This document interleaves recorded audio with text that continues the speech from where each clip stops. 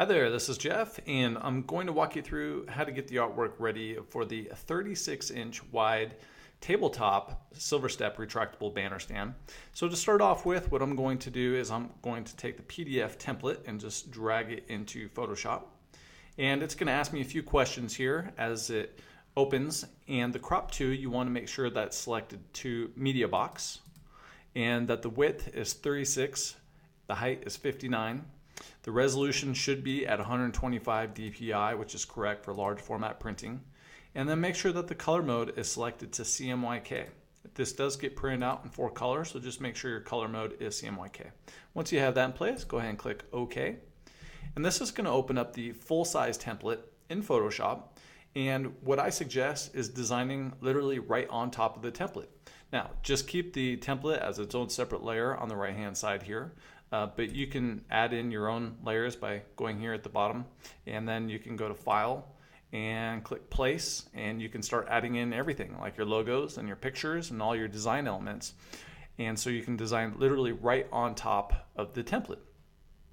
Now keep in mind on here there says a minimum, so there's a couple different color shades here. A minimum 36 inches wide by 36 inches tall, and that is from the bottom of the banner to right about here. And that is the minimum size that this banner stand can actually hold, is a banner that is 36 inches wide.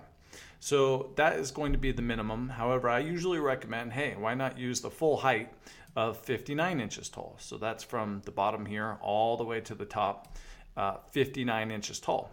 And that's because these banner stands come with the telescopic pole. And so in the back of the banner stand, you can actually adjust it.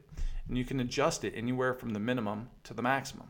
So if you did use the maximum, you can always lower it down. Keep in mind any design that you have towards the bottom will go into the banner stand. But you can always move it down, but if you do the minimum, you're stuck. You can't move it up. All right, so at this point, what I want to do is I want to show you an example of some artwork that's already done. It fits the template really well, and it'll give you an idea of what we're looking for. Okay, so here's some artwork that fits the template really well, and I know that because if I go over to the artwork layer on the right hand side here and I right click on it and I go to blending options, I can actually move the opacity down on the layer and actually reveal the template right underneath it. So this is a really helpful way of determining the position of everything as it relates to the template. So once you know everything looks good there, you can go ahead and back out. But at this point, what you want to do is you want to inspect the resolution of all your images and your logos and everything else so that you know that it's going to print out in high quality. And there's a trick to doing that, and all you do is you press Control and plus using a PC or Command and plus using a Mac. And I zoom all the way in until about 1 inch equals 1 inch on my monitor. So here's the rulers, which you can go to View, make sure that rulers is selected. And you can see here's 16 inches, here's 17 inches, and that is about 1 inch in real life. And so now I can use the navigator tool. You can open that by going to Window and Navigator, and I can just start to comb around. So I can look at the design, I can look at the logos, the pictures, everything, and determine if I think it looks like it's good resolution or not. Because if it looks good on your screen, then it's going to print out good. So now that I know everything looks good, I can go ahead and back out by pressing Control and minus or Command and minus on a Mac. And at this point, what you want to do is you want to go ahead and save a copy of your working layered file. So in case you need to make any edits now or in the future, you can. And once you've gone ahead and done that for your own record, you're ready to go ahead and delete the template layer. So you can just click on it or hide it. And what I usually do is I just drag it into the trash can altogether.